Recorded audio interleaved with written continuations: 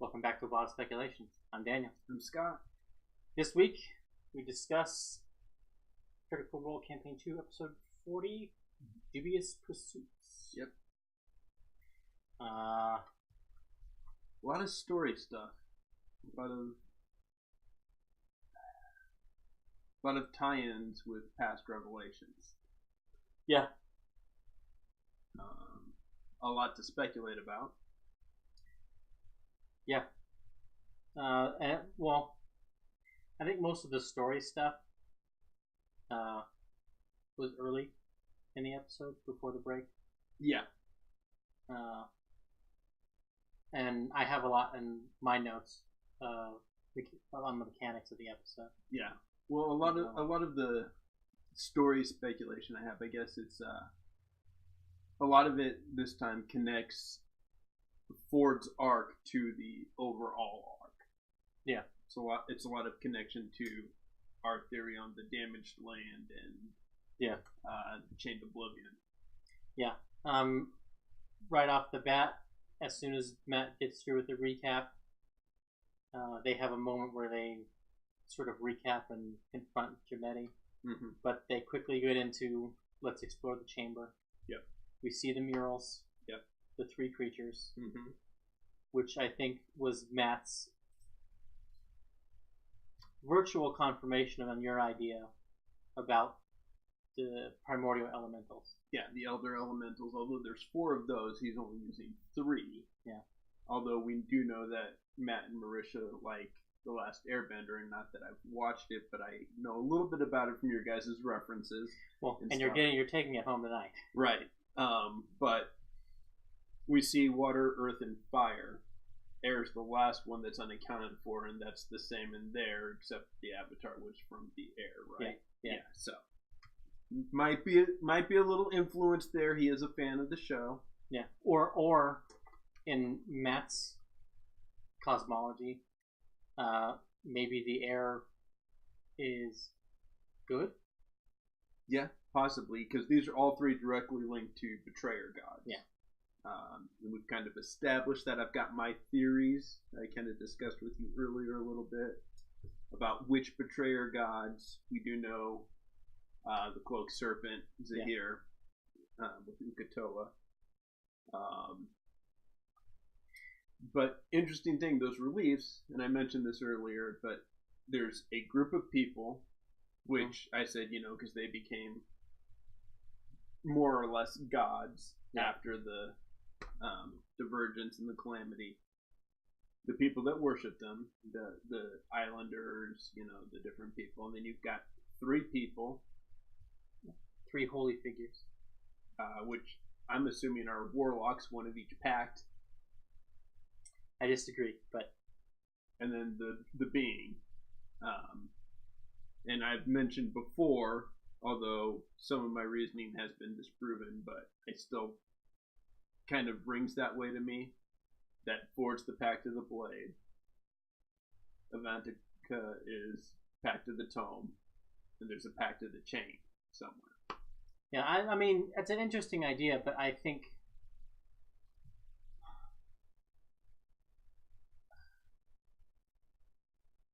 the fact that there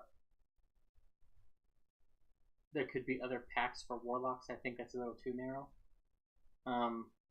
I tend to think of those figures as more cleric, warlock, sorcerer. Or paladin. Okay, I can see that as well. Because we haven't seen much from Avantika. What is Avantika then? That's what I've been trying to rack my brain. Trying to figure out. Well, I've been under the assumption that she's a cleric. Well, or a rogue cleric. If this is true, she could be like Baxlodon was in a rogue paladin. He didn't really use spells either. Yeah.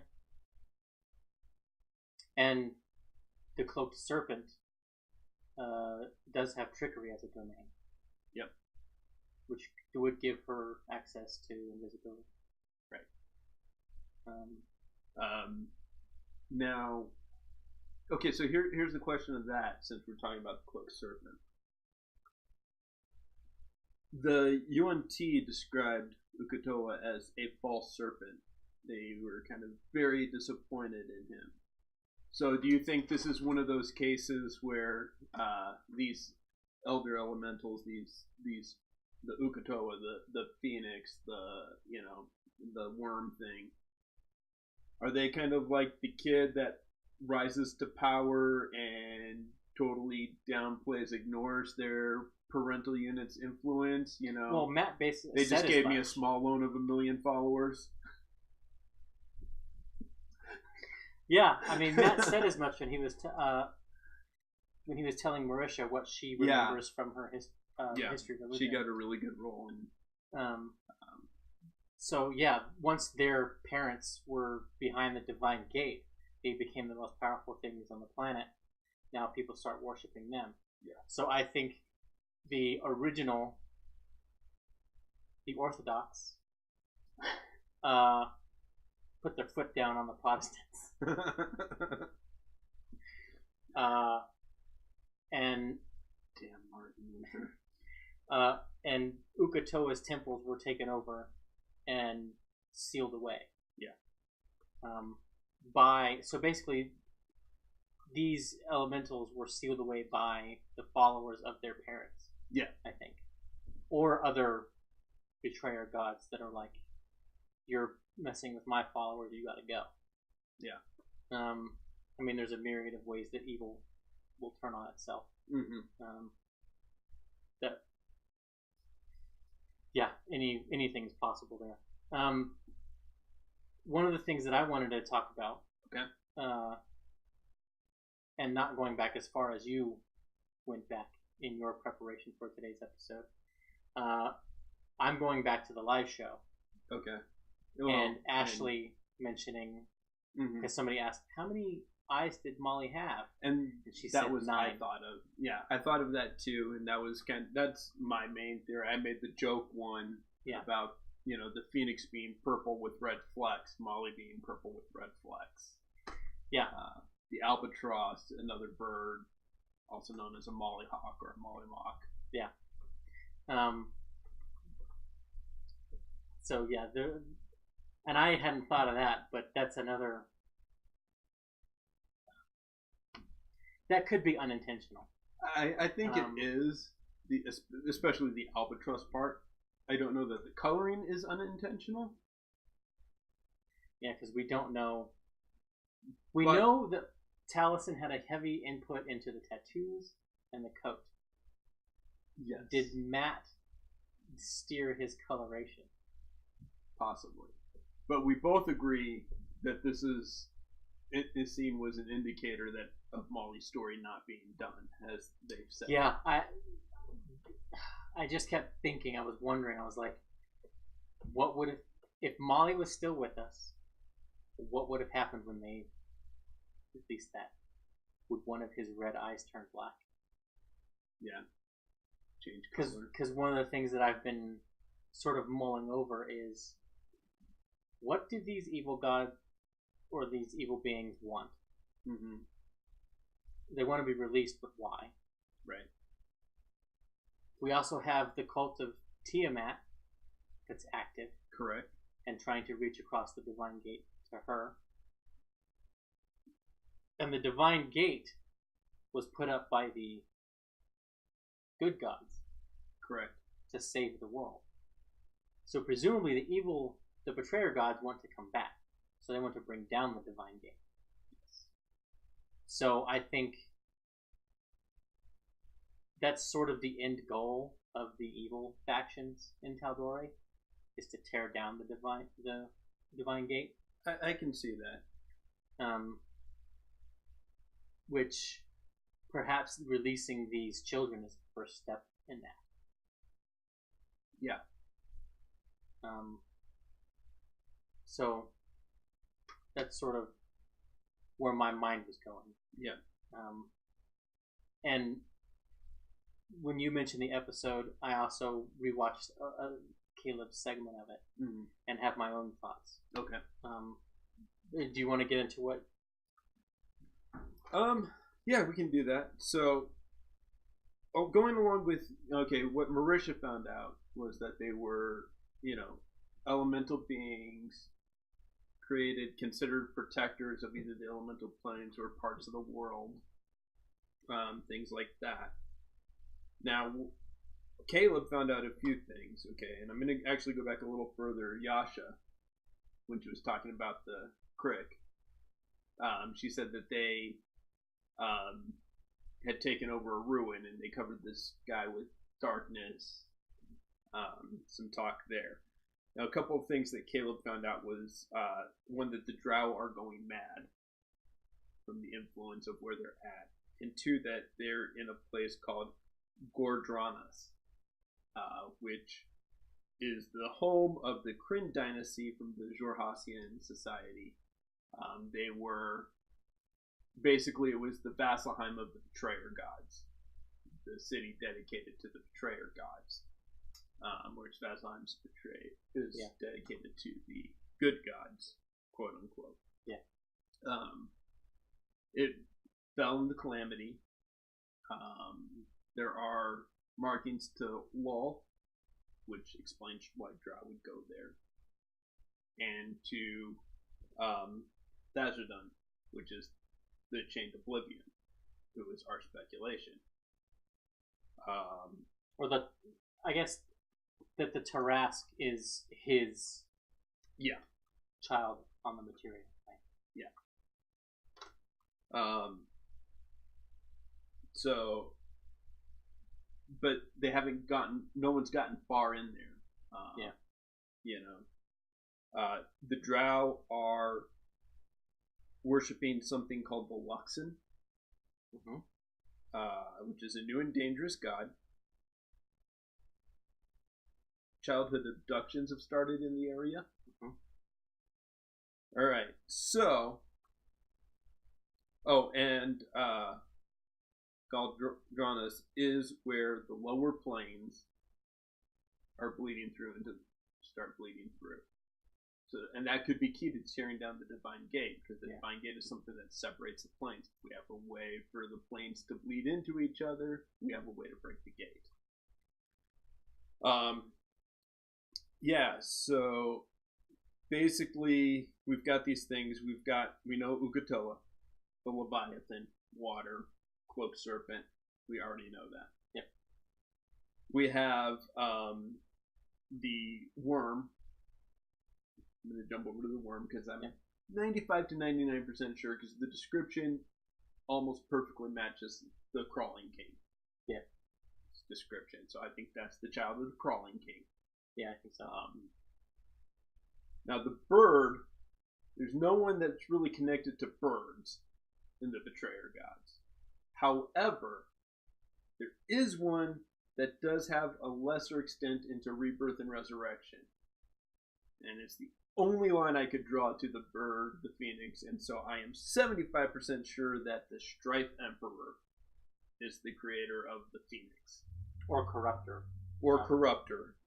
He is tyranny, conquest. Now, if that's true, so Luxon, Lux, the root word of that, it means light or fire. What if these are people worshiping the phoenix? Yeah. And that would explain the child abductions, the subjugating. Well, so I have a few things that popped in my head as you were. Okay. So, I mean, I've got a few more ideas on this. I don't think you're wrong. I'm not poking holes in what you say. No, go ahead. But I have some additions to make. Okay. Why? The Drow are not reproducing. Right. We know that. Mm-hmm. And that somehow that dodecahedron is part of Here's my question. Relieving their curse. Is one of the eyes for the phoenix in the dodecahedron? No, I don't think so. Okay. Because what I think that dodecahedron is connected to Lol. Okay. See, what I was thinking, my thought, could be that one of the eyes is in that. There may be 3 beacons that have the eyes in them. Because the rebirth, the resurrection, we need this to propagate our species, getting that new life. Yeah, but I see those more as, because they've abandoned Lolth, Mm-hmm. her curse on them Okay. is they can't have children anymore. Okay, I can see that. So the dodecahedron are items that they are going after to regain Lolth's favor. Okay. So that would be a subsect of them that are doing that. Right. They are worshipping this false god, Lux, or Luxon. The Luxon. The Luxon, yeah. The insanity thing made me happy. Because what drives things crazy and comes from the Underdark? An Avalon. Yeah. And the Kuatoa. Yeah. So, and in a lot of the times in my games, when I structure the Drow as being a pressure and coming up, Mm-hmm. it is an Aboleth usually that's putting that pressure on them. So, maybe it's just because I'm holding out hope for the Kuatoa to show up and the Aboleth. I think so. But the fact that they're going crazy, I'm like, okay. Okay, here's some other things about all these theories. The Crawling King is worm. Yasha's land is beset by worms. Cord, or the Stormlord, is in direct opposition to the Crawling King. Was she abducted, tried to subjugate into that, and wasn't freed until she was visited by the Storm King?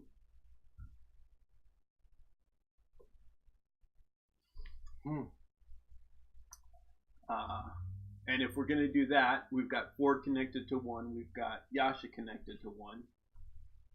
Yeah. Firebird, we know there's 3. Is Caleb, Astrid, and Beowulf? Whatever the third student, were they being trained up to be to take the eyes for the fire? No. And I am becoming more and more convinced that the unnamed woman, the unnamed female mage that was involved in Molly's ritual was Astrid. I believe that 100%. And I am also, which is going to tie her to 90% certain that the Empire and Trent are doing their best to protect the world and the Empire. Okay. That's interesting. I just think the way they do it is evil. Okay. So I think it's sort of like Ikathon and the Empire has been painted in both ways, both as the benevolent protector and the dark. The other thing I want to throw into this is a shout out, 1, to Matt's foreshadowing, and 2, should make you happy. I kind of saved it for the show for your reaction. Let's go back to episode 1. Okay. The circus performances. We had a serpent, we had fire, and we had a bulbous worm monster thing. Yeah. Yeah. We're seeing this pattern of 3 reoccur consistently. Another thing for my argument, the Crawling King is the deity of slavers and torturers. And slavery has been a thing throughout this entire campaign. Yeah. So. Yeah, and the importance of the Aasimar and Tiefling captives that they took. Yeah. two mortal races that have a connection to beings beyond the divine gate. Yep. Yeah. No, I was thinking of that too, as to why Lorenzo was excited to have them specifically. And I think that's why. I think the forces of evil are trying to bring down the divine gate, in the various means that they have to do so. Mm-hmm.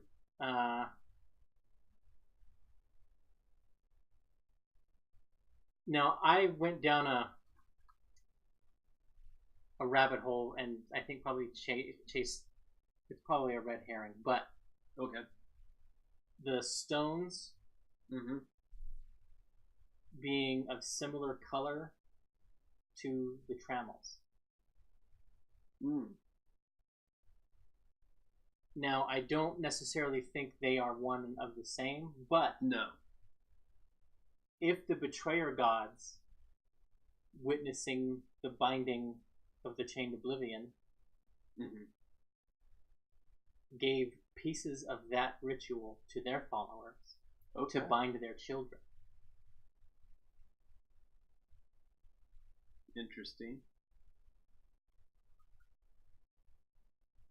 So I think that's, and now I don't know if they're using essences of those gods, because the onyx would be the Raven Queen, and if the onyx was the flaming bird, and the drow are worshipping that connects them via the Shadowfell. Yeah. So there's some overlap there. Yeah. Potential. Amber, the Dawnfather, or Saren Ray. Yeah. Because Saren Ray was severely weakened and wounded in that conflict as well. Maybe she had something, or her wounding ultimately has something, like her continued weakness has something to do with true. The Leviathan. The Ivory is the only one that I'm having trouble with. Iron. Yes, but she is depicted as being held or is living in an ivory tower. Her place of worship is an ivory tower. Yeah. Oh, yeah, that's true. Yeah.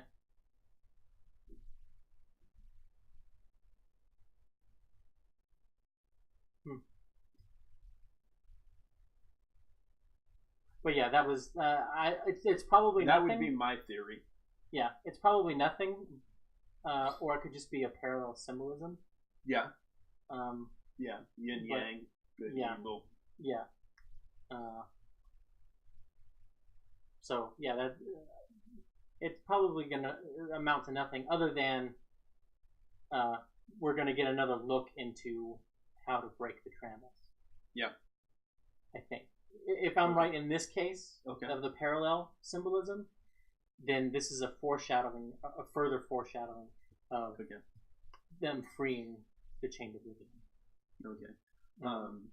Do you have any more story stuff? Yeah.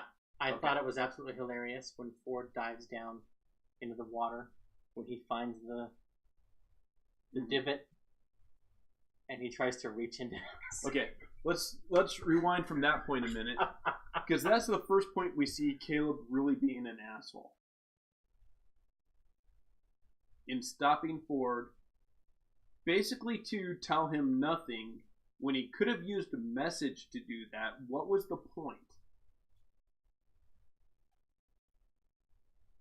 He didn't give him any advice. He didn't try to change. So I interpret that moment as in a couple ways. First, I think that came out of the text thread. I think that they were talking about this a lot in their text thread. Okay. And I think in that conversation, Liam decided he needed to speak up, especially since Laura wasn't there, and I was sort of counting on Laura to be the one to put all this together in the moment and say something. And Liam often will be Laura's voice at the table when she's not there. Right. Okay, but he didn't say anything. He merely recapped the reliefs. And I think that was him role-playing the addled part of his brain. Okay. And not being, like... See, Liam could have said it's abjuration magic, but I think he was trying to... Okay. Impart on Ford the gravity of the revelation of Caduceus. Okay, so, for my part, initially, I thought the same as you. However, with something he does later, I'm like, Caleb is really just being a dick to everybody. And wondering if maybe he stopped him because he didn't want Ford gaining more power and outstripping them.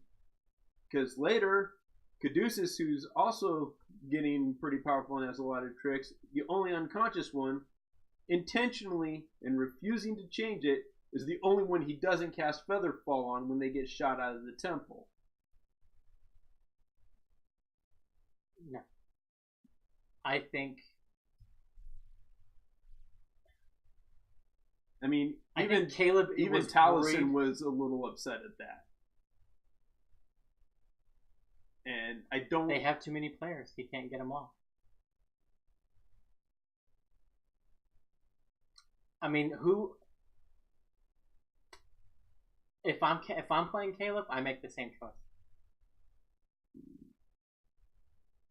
The only one...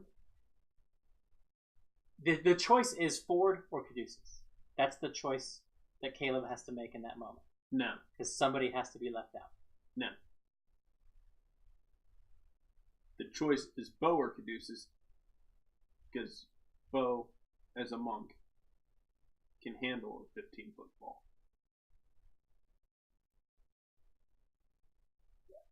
You're making a mechanical argument. And I think Caleb... I don't think he sees it that way. I think he sees it, I'm going to protect these people from harm. They're my friends. He's going to protect Bo because what he and Bo share. He's going to protect Not because of what he and Not share. Okay. He's going to protect Jester because he likes Jester. Okay. So he's going to protect himself, of course, because he's Caleb. Okay. So the choice is Ford or Caduceus. And so why do you choose the guy who can do something over the unconscious guy?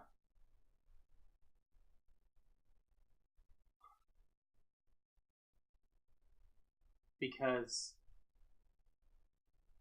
Ford is his ticket out of the situation they're in. I don't know. But I do think, like, to answer your question as to why Caleb was being an asshole later, I think Caleb has been waffling back and forth all campaign about whether or not to stay with these people. Mm-hmm. And I think in these moments, after the temple especially, and them releasing the lock, I think he sees Ford as a threat. And I think he is now going to be testing everyone's loyalty to Ford to isolate him. But you do notice he's the one that put the idea that maybe you should just sleep with her right in front of Jester. Laura wasn't there for that. She also wasn't there for the mermaid kiss. The predestination paradox continuation. Yeah. Which, see, and I think that was for... I think that was like not quite realizing, but right there at the cusp of realizing that he cares about her like that too. So do you think him sleeping with Ivanka was a rebellion against that realization? Honestly, I don't know. It might have been. It might have been the fact that he has proven time and again he does not know how to interact with women on that kind of level. In fact, I'm of the opinion that we saw Ford lose his virginity.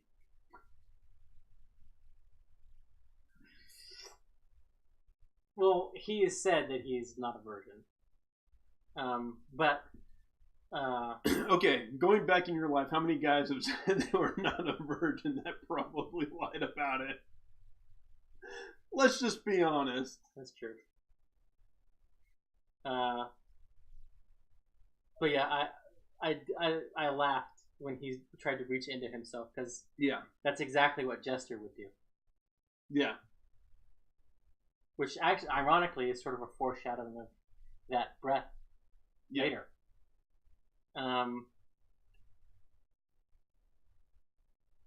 But yeah, I think.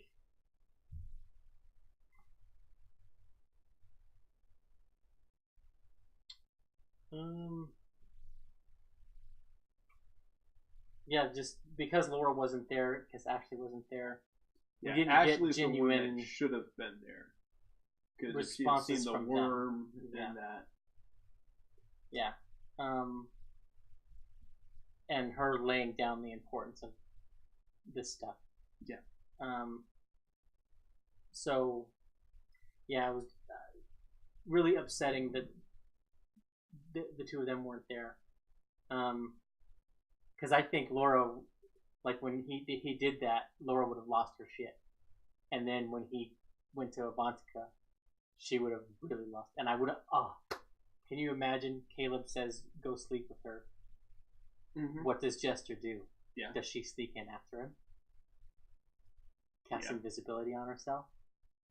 Start doing shit? Yep. So yeah, it's kind of sad that they weren't there, but also kind of good because I don't think Travis would have done that. How often are we going to see daggers? Whether it's Jester or Laura flying across that table at Caleb and Ford. Well, Laura's going to be upset because, like, Travis said he didn't want to romance, and now he's basically romancing with an NPC. Mm-hmm. So yeah, that's funny. But yeah, so most of the rest of my notes are mechanical in nature. Do you have any more? No, I did want to touch on Caleb there, being the asshole, and you touched on Ford, so we talked about him. Although, one question I'm going to ask about Ford, just seeming, I don't know, more and more, I don't want to say obvious, because I don't think it's obvious, but indicative. Is he a compulsive liar?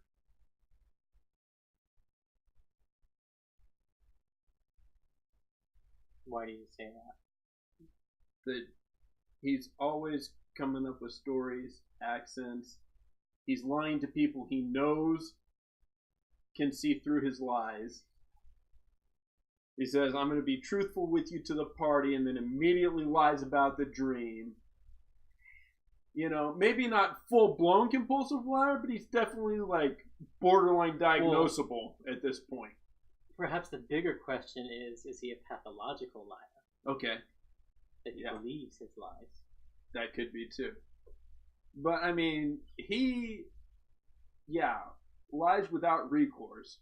Even when he knows that, I mean, he should have known Avantika is going to see through any lie he has. With how quickly she saw through the ruse at the beginning. Yeah. And him constantly questioning about the other person and then saying, oh, it was someone else. He should have known. So Avantika was not doing sneak attack damage. Was she smiting? She did not. Matt was not rolling any extra dice. Okay. In her attack. What if she's a bard? Oh, okay. Since a sword bard? Yeah, well, since Pathfinder, I've felt like bards make great religious people. Yeah. I just thought of that. Yeah, that very well could be. But yeah, so we got the return of the dreaded hourglass. Mm-hmm. And I was kind of surprised how they basically fell over themselves when he brought it out. Yeah. Because the situation that they were in, while stressful, the solution is simple. Run.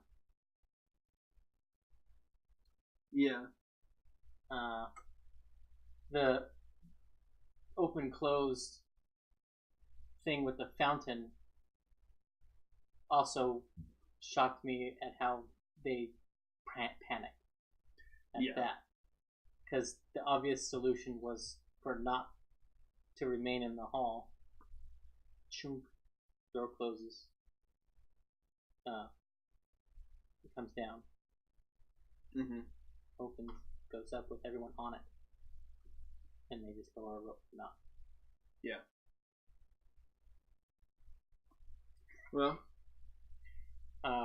But I mean. Or she joins, she has it and she uses Mage Hand to hold it and puts it while she's on there with them. Oh, that too. Yeah. Yeah.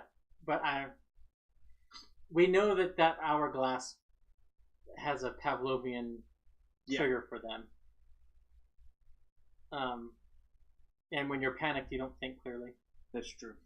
So, and that was kind of mean during that whole thing because they're all panicking, and I think Matt knows the solution's simple.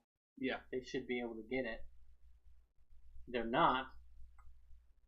But as they're panically asking him questions, he talks very slowly and measuredly as he's watching the sand fall out of the glass. Yeah. And I was just like, wow, that's mean. The next thing, they finally get out of the temple. Right. Matt had an interesting drowning mechanic. Yeah. That he put in the fight. Yeah. And I wasn't sure the rules on it, Well, that was something he put in there. Yeah. The official drowning rules are it wasn't those. Simpler and a little more harsh. But he was like, if you get hit, you take a point of oxygen damage, basically. Yeah. And they had 5 each. Yeah. And casting a spell lost you 5. See, if I was going to do something like that, I would probably give them their con mod. Minimum 1.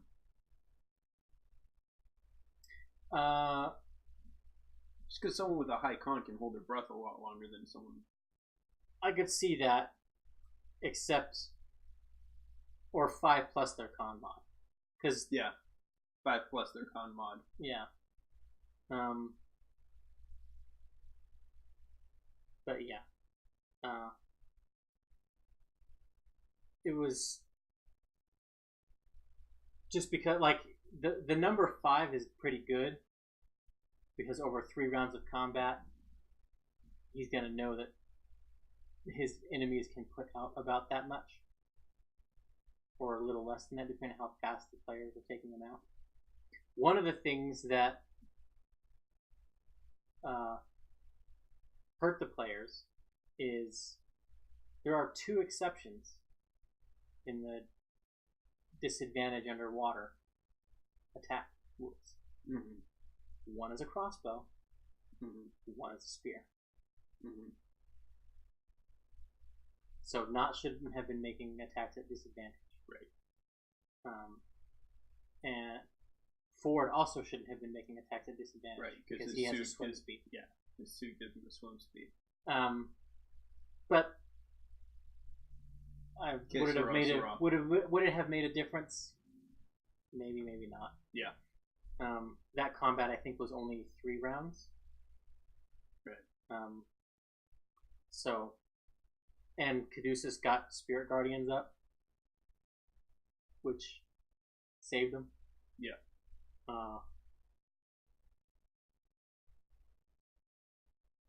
I think Matt was a little unclear in his presentation of the rules. Yeah. And I think I'm not sure why he didn't tell them up front. You have 5 of these oxygen points. When you lose them, you're drowning. Yeah. Or you're making saves to keep from drowning. Right. Because I think if his intention is to ratchet the tension up, having the players know this is your clock. Yeah. Yeah, it's like the Forbidden Island or the Forbidden Desert. You have that water exactly marker. Yeah. You know. So I think if he had been upfront with that, he was also nice enough to allow them to cast spells, where when they were at the Water Ashari, until they had the devices, he had said you can't cast spells at all. Which I think was it. I say he was nice, but it really wasn't, because they lost 5 of those oxygen charges to cast the spell. 5 of the 5 available. Yeah. So it's kind of like, you can do it, but you're screwed. Yeah. So we better make it count and not concentration. But yeah, so I don't know. I liked the mechanic that he used. The presentation of it I don't think was great. Mm-hmm. And that sort of carried over into the skills challenge that followed. Okay. 5th edition does not have skill challenges in the book. Correct. That is a port from 4th edition. Yes. That if a DM played 4th edition, they use it in 5th edition because it's really good mechanic to have a narrative flow of a scene where everyone is in turns doing something and everyone can contribute. Right. He said there were 6 rounds, but didn't explain what that meant. Okay. Nor did he count them off. Yeah. I don't know if he meant they needed 6 successes to get away. Or maybe they just had to have more successes than failures for 6 rounds. But they didn't. Each one of them didn't take 6 turns. That's true. So, yeah. And the way he explained it is like the death rituals, the raising the dead rituals. Okay. Which is the only connection that this group has to a skill challenge. Right. And I think, especially Marisha, it threw her the most with what skill, like, Matt didn't frame it as what skill are you going to use to get out of this. Mm-hmm. Tell me how you're going to use your skill. Which is weird because Marisha and Taliesin, the game they were in that Matt co-DM, was a 4th edition. Matt says between the sheets that it was one of those, we're going to make this work, hang on to 4th edition campaigns. Yeah. So, yeah, I'm not sure why she froze up the way that she did. Because she always wants to parkour. She always wants to use acrobatics. Yeah. And see, I don't know. See, if I'd been doing it, I'd have, like, every 15 minutes of travel, so it's about a 2-hour trip, I'd have made them either make an athletics or acrobatics check to not have tripped on something. Because they're not that familiar with the jungle. And when you're running panicked, it's easy to trip in a jungle. I mean, it wouldn't have been a high DC, but it would have added to the tension. Me personally, if I was DMing. I think if you're going to do something like that,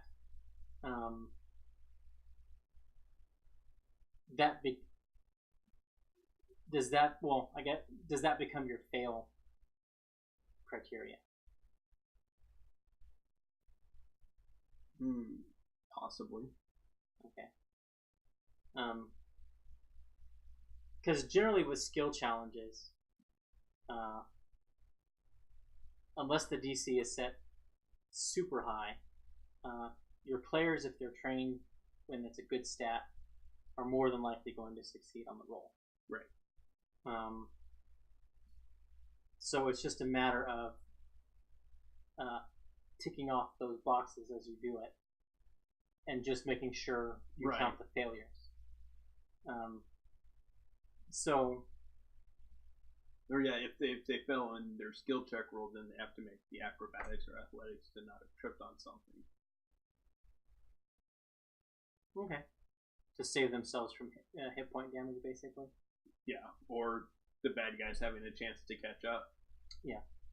I see that. I mean, especially like in my mind, yes, Caleb has the whole keen mind. I know the directions and stuff, but that doesn't mean he can expeditious retreat himself and move that fast because he's not familiar with. Yeah, he went through the forest, but it doesn't say everywhere you've walked you've memorized the path. Well, and when he was making that survival check, and they weren't taking the same path. And Matt made sure to tell him that Giametti was helping him avoid some of the traps. Yeah, that he almost went into. Because they were going through a new. Yeah. They didn't. And go back he had cleared that path for them coming into the into the temple. So yeah, Matt did cover that, which I think was an opportunity for Sam to use thieves' tools, right, as her contribution to the skills challenge, to disarm the traps, basically. But they got through it, and we had the awesome run onto the beach. Lizard folk, UNT. Half of them go at each other, the other half still chase them, and then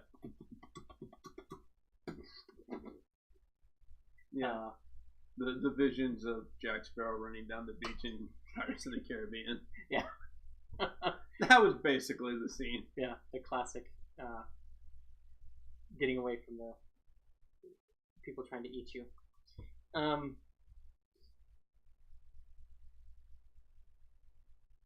Yeah. So some other they're not really story things because, well, I guess they can argue the other. Okay. Ford, Travis says to not when he's trying to smooth things over with Caduceus. But Caduceus is like, it's not the water I mind, it's the things that are in it. And he sort of wanders off. And then Not's like, yeah, no, and water's bad. But he says to Not, you will be my strongest alkali. Yeah. And Not's like, this was the worst day of my life. Yeah. Another thing, it's hard not to read into that Ford is going to take up more of Avantika's bad habits. Like, is he going to set himself up as some sort of priestly figure? Yeah. For his crew? For his subordinates? So is that going to drive a wedge? I think so. Especially with Yasha and Caduceus? Jester. Yeah. Well, Jester, worship whoever you want to worship.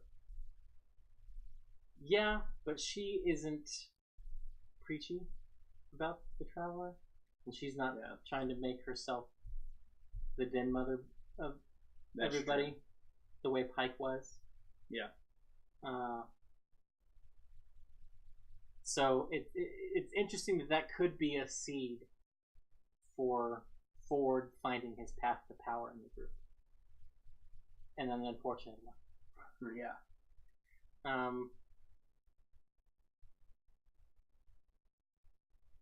Sex checks.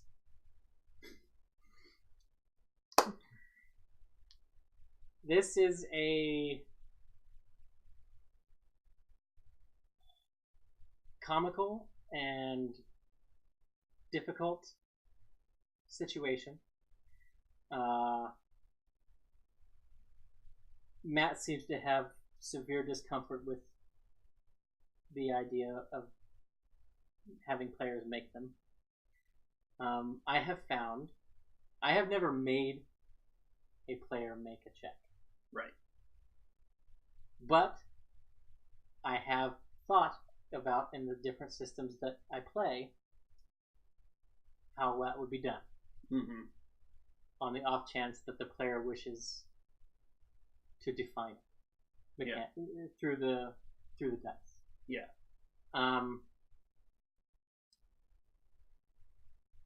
And I think Matt's discomfort was less with the check and more with it being on stream and knowing that there's younger people watching the stream at times.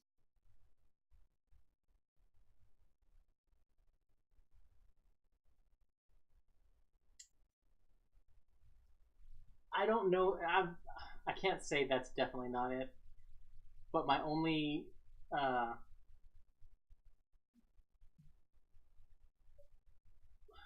denial of that is it was pretty hot and heavy at the live show. That's true. And he has dealt with homosexual relationships on the show in the past, which on American television for many years has been a no-go. Yeah, but it wasn't. The first same-sex kiss was on Deep Space Nine in 1997. Yeah, but it wasn't. And they got around that. They got around the censors on that because, hey, she was a man in that relationship. It wasn't. The homosexual relationships weren't. He never talked about them having sex. True. It's their dating, which is different. Well, he did. There were displays of affection between them. Well, yeah. And there was. But again, displays of affection are not sex necessarily. True. And I think that's where the issue was. But I think it's also interesting because a lot of people on discussion threads will say you have to cover all this stuff in session 0. And Travis in the live show expressed his discomfort with the flirtatious nature of the scene. Mm-hmm. And they went ahead with it. And they went ahead with it again in this episode. Right. Now, Matt definitely talks to his players. So I think the go-ahead was given. But I also think Matt got a little of that immediate discomfort. Yeah. When it came to being willing to narrate that scene. And it's funny because Jerry on the C team, Acquisitions Inc. C team, has a similar discomfort, but his players are very much all about it. And when it comes to that, Jerry, when he reaches the point of his comfortability edge, he steps back and he's like, "It's all you guys." Well, yeah. And he is more often than not trying to do the same thing that Matt tried to do, which was fade to black, cut the camera, go somewhere else. Right. But yeah, even though on the C team they say it up front, this shows adults using adult language. Yeah. You have it more. Which brings me to my final note. Semen everywhere. Not drops to drink. Great line. I went there before Taliesin and Sam. I was right on it. Yeah. So we got a couple minutes. Yep. Any speculation as to what they're going to do with their level ups? We know we're going to be getting 4th level spells, 2nd level for Not. Not and Bo will both get evasion. Yeah. Jester, as a domain spell, will get Polymorph. Caduceus will get Death Ward as a domain spell. I think both will see heavy use. Yes. And I can see Jester using Polymorph in a similar way that Strix does on. Does Caleb pick up polymorph? Does he pick up wall of fire? Or fire shield? One of those. Does he pick up greater invisibility? Yes. Does he pick up fabricate? The transmutation, the main transmutation, 4th level, with his love of utility? Or does he look for it in a scroll because that's cheaper for him to copy over since it's transmutation? We've seen him go for transmutation spells. Yeah. So I think he'll get that. Yeah. So his 2 will be fabricate and greater invisibility, you think? I think so. The only other option is I think Nystol's Magic Aura. Okay. Is 4th level, I think. Okay. Just with his paranoia about being tracked. Yeah. The ability to be able to disguise something via magic takes the fear of the dodecahedron being discovered. Yeah. Warding. Yeah.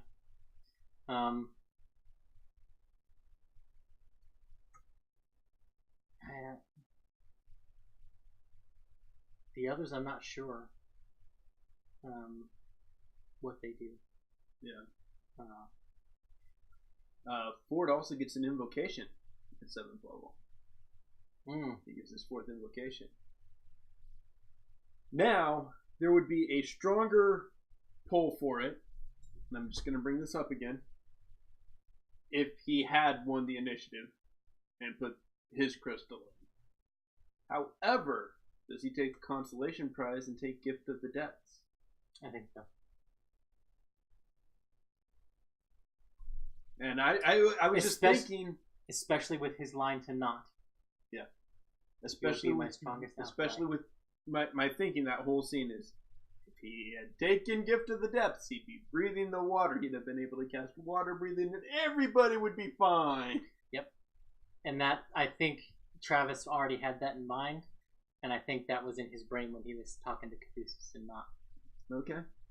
So yeah, I think I'm gonna finally get my wish that I've been pulling for since he got invocations. Yeah. I think so. The only other one would be Repelling Blast. Yeah. For Eldritch Blast. Because he has the Agonizing Blast already. Or Improved Pact Weapon. No, we've already discussed that because he's bound with the sword. Yeah. So yeah, I think that's probably where it's gonna happen. Story wise, we're going to a new city. We're going to Darktow. Mm-hmm. I think that's gonna be pretty similar to Tortuga. Okay. How it's depicted in Pirates of the Caribbean. Okay. I think we're gonna have some interesting talks with Orly. Yeah. And I think the party is going to do everything they can to part ways with Avantika. I think Ford is going to use, hey, I'm going to go after Sabian? Sabian. Okay. My question was going to be Sabian up at Darktow. High possibility, because Sabian is out there somewhere. Yeah. Or out in the water somewhere. So yeah, I think there's a high possibility we run into Sabian at Darktow. Or Ford uses Sabian to leave Avantika and say, hey, I'm going after this guy. Here's another quick question for you. We know that Avantika knew Vandrin when he was younger. He's an older male. He was old enough to be Ford's father. We know they had some kind of relationship. We know he's a human, she's an elf. We know Sabian's a half-elf.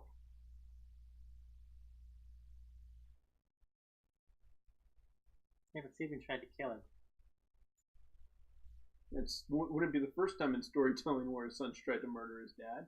At the behest of his mother. True. Although, more likely, is Sabian the champion of one of the other two? I think that's more likely. And we'll talk to you guys next week. Bye.